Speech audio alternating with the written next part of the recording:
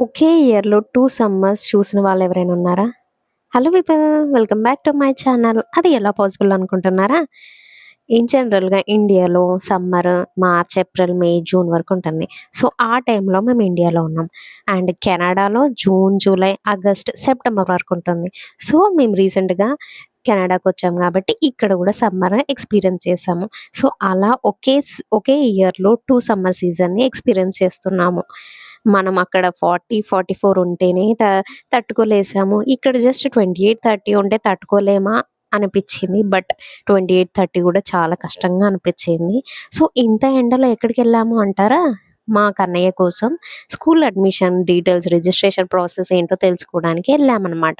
So, school మాత్రం చాలా చాలా పెద్దగా, స్కూల్ కంటే ప్లే గ్రౌండ్సే ఎక్కువున్నాయి. సో, కమింగ్ వ్లాగ్స్‌లో కెనడాలో స్కూల్స్ ఎలా ఉంటాయో ఆ వ్లాగ్స్ అప్డేట్ చేస్తాను. Thank you for watching. Stay tune for more vlogs.